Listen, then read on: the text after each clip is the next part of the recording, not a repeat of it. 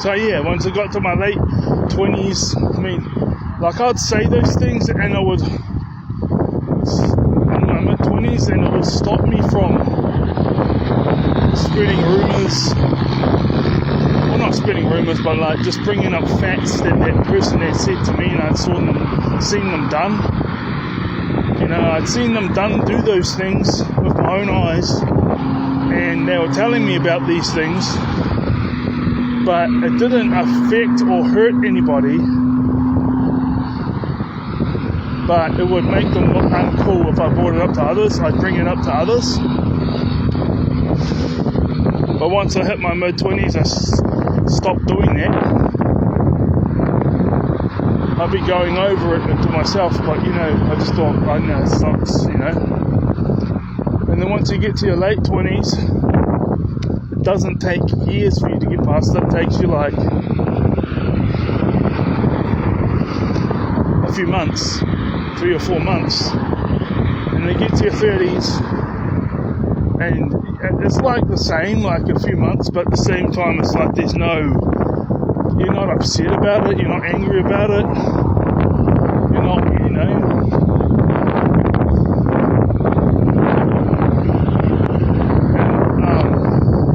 I don't think you're a horrible person, you know, and I'm not saying this, I'd say this to you in person if you were in Wellington,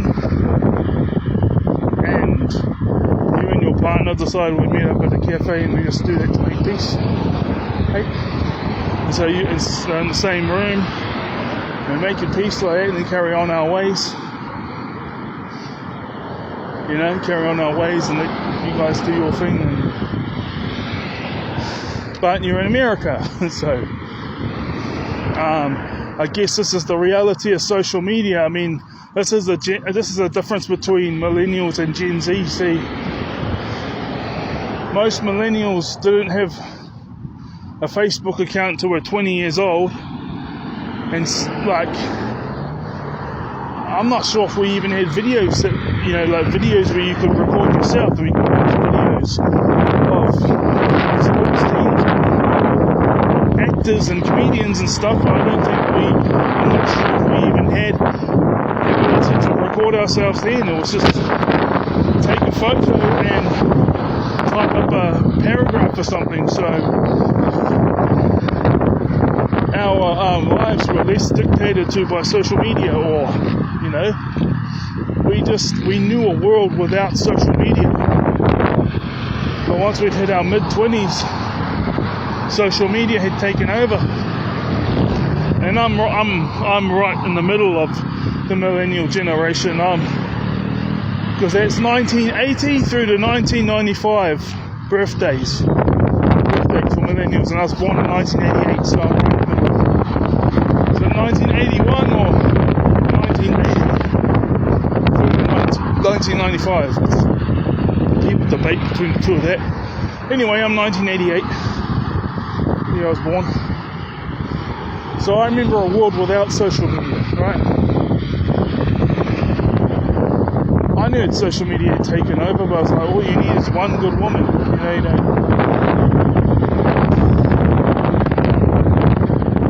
But anyway, how do I put this? That's that, there's no issues. I'd say the same things in person.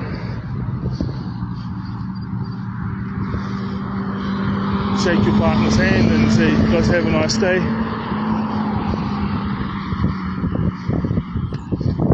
I came to that conclusion like a couple of years ago. I thought, may as well not put it up because who cares. But then all the, you know, that's why I'm nice and I'm kind to the black girls that I see every here and there, because I never used to see any. It'll be like a once a year thing. They'll be like, oh my god, there's a black person, you know, this is pretty cool, you know what I mean? And then now it's like a weekly thing. Maybe it's because there's more population of them here in New Zealand now, I don't know. But anyway, no issues. So basically what I got, guys, is the mythologies You know, I've already done the Celtic and Norse, and you know, Tony Coles, yeah. Ever since I put up that recording about how, you know, ostracization, which means to me, or clear that having absolutely nobody, and rejection meaning continuous rejection, like, yeah, I can get rejected by 15, 20 people and be accepted by 1 or 2 people when I won't feel the pain because of how accustomed I am to it. But if you get rejected by everybody, yeah, you don't feel the pain for a few weeks, but then after a couple of months worth of it every day. Now, that doesn't mean I don't have people who tolerate me, and that doesn't mean that the police and other things won't show up if I call them, and it doesn't mean that people... It just means that outside of doing business with others or meeting them out and about, you know, they don't give me time of day. But I'm appreciative when they're nice to me.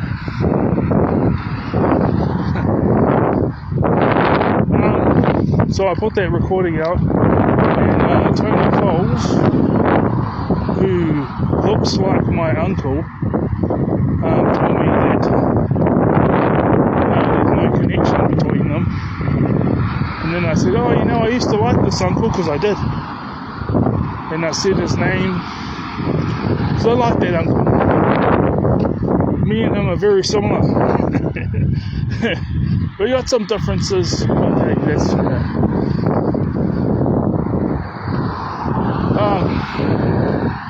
you know, that guy had my grandmother's mother. His mother died in his arms, and he didn't grow up with a father. So what do you think? Like, I didn't grow up. I mean, I grew up with a father, albeit, you know, but and I didn't have my mother die in my arms. She was still alive when we went no contact. I'm pretty sure she still is. She was 60.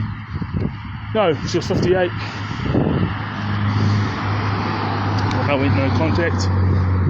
And then after the third, you know, it was like every time I went to do my washing, and Tony Coles would show up. And then it was like the third time that I met him when I was talking to him while I was doing the washing. He admitted that is his family and that we are related. But he hated my TikTok recordings and stuff, and I was like, okay.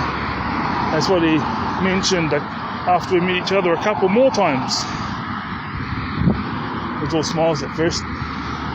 But ever since I've done that recording, I've been getting like 5 calls a day, 10 calls a day from Tony Coles. Oh, hey, I'll give you $30 if you just come hang out. Or, oh, hey, can you come pick me up, take me to Derry? And I'll respond to like 1 or 2 of them, but I have a feeling he's being used as a flying monkey now. And that uncle that I really liked, he died when I was 10. I don't have any negative things to say about him. People say there was a time he was on drugs and through everything I went through, never getting the answers about ADHD and autism, and having your mother die in your arms and growing up without a father. They'll do the trick. I'm like a healthy version of him. Some people have said. But then others say others used to tell me they reminded me of some of his other siblings, that I reminded them of some of his other siblings. And he wasn't, well, not that we know of. I guess he was a quarter Māori. Found out.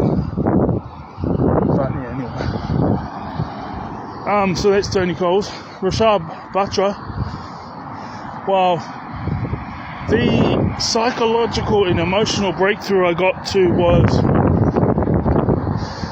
like, I still feel it, but it's a lot faster for me to become not fake detached. I get it, fake it till you make it, but then to be actually detached, you know. And then there's the psychological stuff is, oh, next one.